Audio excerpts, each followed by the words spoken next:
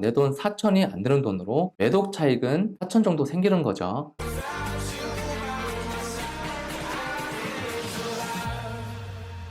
안녕하세요, 미라클입니다. 주변에서 많이 질문 받는 것 중에 하나가 소액으로도 경매 투자할 수 있는지에 대한 부분을 이야기하려고 합니다. 소액 투자 중 단기 매도를 원하시는 분들이 많은데요. 그 이유는 종잣돈이 상대적으로 적으면 여러 개를 투자할 수 없기 때문에 단기 매도를 통해 자금을 좀 더 빠르게 회전시켜서 종잣돈을 불리는 데 목적이 있다고 생각을 해요. 그렇게 하기 위해서는 어떤 경매 물건이 적합한지 알아봐야겠죠. 우리가 원하는 투자는 내 돈이 덜 들어가고 또 수익을 더 내는 투자니까요. 어떻게 경매로 수익 투자를 할 수 있는지에 대해 바로 시작할게요. 그리고 오늘 내용은 지극히 개인적인 의견이라는 점 미리 말씀드릴게요.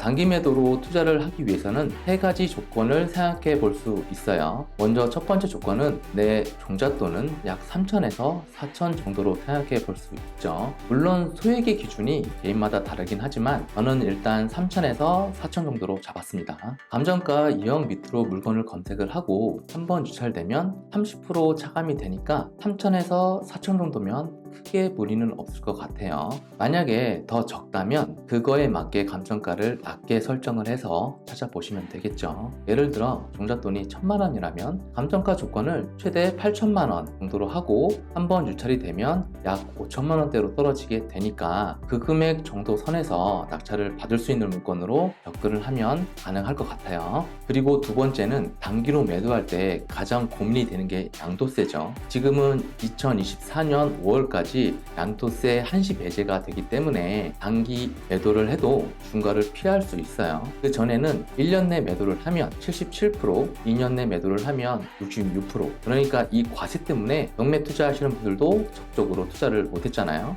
그런데 지난 2월 10일에 금융위에서 발표된 대출 규제 완화 방안에 임대 매매 사업자에 대한 주택담보대출이 허용이 됐죠. 3월 2일부터 시행이 되고 있어요. 비규제 지역은 60%까지 대출이 되고 사업자 대출로 취급이 되니까 DSLR 제외 대상이 됩니다. 매매 사업자로 투자하시는 분들이 드러나겠죠. 매매 사업자의 장점은 단기 매도 시 단기 세율을 적용하지 않고 비용 처리 항목이 많습니다. 그래도 매매 사업자에 대한 부분을 미리 알아보시고 내 상황에 맞는지 체크하신 후에 투자하셨으면 좋겠습니다. 그래서 개인 매매 사업자는 1년 이내 팔아도 일반 과세율만큼 내면 되니까 단기 매도 시 가장 좋은 방법이겠죠. 매매 사업자는 오늘 사서 내일 팔아도 과세 표준으로 계산이 되기 때문에 양도 차익에 따라 세율이 달라지겠죠. 이 부분 때문에 매매 사업자를 활용해서 경매로 단기 투자 계획하시는 분들이 이제 많을 것 같아요. 그리고 세 번째는 가격 변화가 크지 않는 지방 저가 아파트면 더 좋을 것 같아요. 왜 지방 저가 아파트로 정했는지 영상 후반에 말씀드릴게요. 어쨌든 가격 변화가 심하면 내가 팔고 나올 시점에 어떤 상황이 발생할지 모르니까 크게 오르지도 않고 크게 떨어지지도 않는 아파트가 좋을 것 같아요. 자, 그럼 종잣돈 3천에서 4천 정도로 비조정적 물건 한번 찾아보죠. 자, 조건에 맞는 물건을 한번 찾아봤어요. 사건번호는 2020 타경 31029번이고 충북 충주시 용산동에 있는 충주 용산 3주공 아파트예요. 전용 면적은 15평 정도 되니까 21평 정도 되겠네요. 최초 감정가는 1억 3,400에서 9번 유찰이 됐죠. 현재는 8,576만원의 최저 입찰 가격이에요. 자, 그럼 위치 한번 볼게요. 해당 아파트는 여기에 위치해 있고 인근에 아파트 단지들이 모여있는 곳이에요. 위에 용산 주공 2단지하고 인근에 초중고가 다 이렇게 모여 있어서 거주 요건으로는 매우 좋을 것 같아요. 그리고 위쪽 지역을 보면 산업단지가 이렇게 구성이 되어 있어서 직주 근접도 나쁘지 않는 편이니까 효율적인 부분도 좋아 보이네요. 작년에 여기 산업단지 내에 현대 엘리베이터 본사가 들어왔죠. 왼쪽에는 KTX 충주역과 버스 터미널도 위치해 있어요.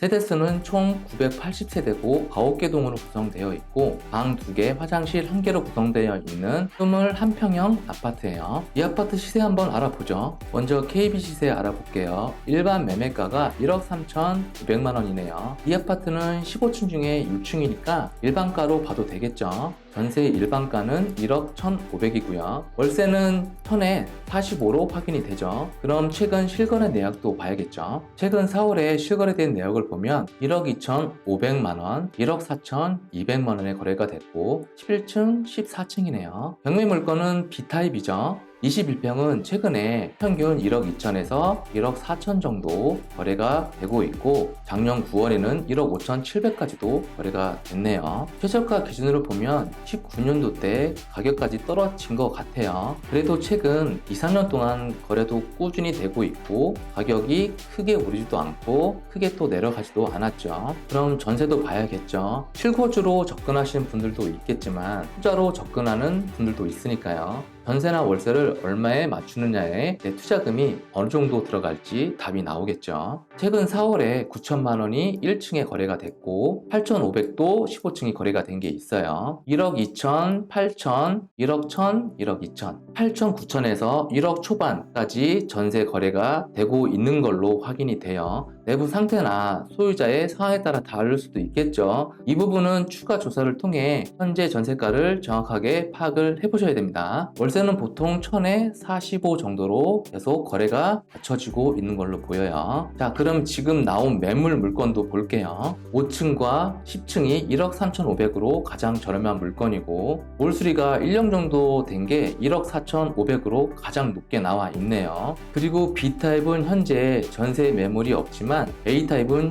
1층 기준으로 9천만원의 매물이 있네요. 그럼 월세도 볼게요. 월세 수익률이 괜찮다면 월세로도 세팅할 수 있으니까요. 월세는 A타입, B타입 올라온 매물이 없어요. 실거래는 1000에서 45로 거래가 많이 되고 있고 위쪽 2단지 비슷한 평수도 매물 시세를 봐도 이 정도는 무난하게 맞출 수 있을 것으로 보여요. 자, 그러면 가장 중요한 계획을 세워보죠. 자, 감정가 1억 3,400이고 현재 최저가가 8,576만원이에요. 매매 시세는 1억 3,500 정도로 잡아봤고요. 전세는 한 1억 정도, 월세는 1000에 45가 제일 많으니까 그걸로 잡아봤어요. 이건 개인마다 다르게 생각할 수 있습니다. 그럼 먼저 개인명으로 투자를 한다면 6대 KB시대 70%, 낙찰가 80%, 6대 KB시대 60%의 낙찰가 80% 중에 증 금액으로 진행이 됩니다. 이전비는 취득세와 법무비용 포함해서 2% 정도로 잡았고 대출 이자는 5% 정도로 생각을 했어요. 여기에 기타 비용, 미납관리비, 명도비, 금융비,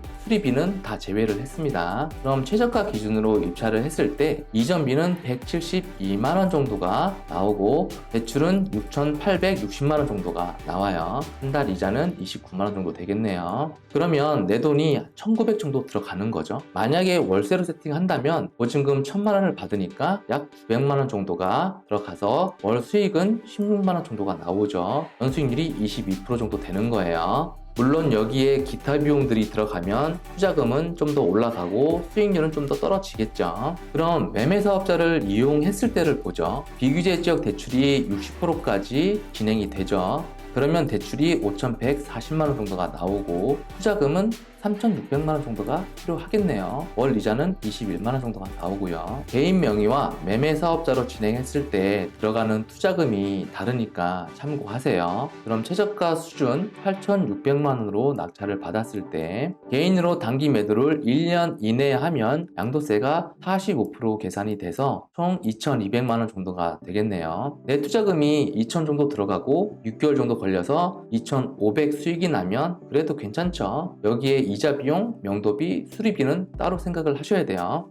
그러면 매매 사업자로 똑같이 8,600만원의 낙찰을 받고 1억 3,500으로 매도를 했을 때 양도소득세율이 15%입니다. 그렇기 때문에 총 납부할 금액이 590만원 정도가 되는 거예요. 이렇게 매매 사업자로 하면 내 돈 4,000이 안 드는 돈으로 매독 차익은 4,000 정도 생기는 거죠. 개인 명의로 할 때와 매매 사업자로 할 때 세금적인 부분은 이렇게 꽤 차이가 나요. 개인으로 하면 대출이 더 나오는 부분이 있지만 단기 매도 시 매매 사업자가 훨씬 유리하겠죠. 물론 개인으로 낙찰 받아서 2년만 보유하면 비과세니까 단기 매도 계획이 없으면 전세나 월세를 세팅하고 2년 지나서 매도하면 더 많은 혜택을 받을 수 있죠. 개인 상황에 따라 입찰 전에 결정을 하시면 될 것 같아요. 최저가에 낙찰을 받는 게 현실적으로 어렵겠지만 어느 정도 현실적인 금액으로 낙찰을 받아도 충분히 수익을 낼 수 있을 것 같아요. 유의하셔야 될 것은 제가 지금 보여드린 건 소액으로 경매를 하고 싶을 때, 또 단기 매도를 통해서 종잣돈을 더 빨리 불리는 방법이나 과정을 궁금해 하시는 분들에게 예시로 보여드린 것 뿐이에요. 만약 이 물건 관심이 있으시면 꼭 임장도 하시고 원리 분석도 꼼꼼하게 다시 해보셔야 돼요.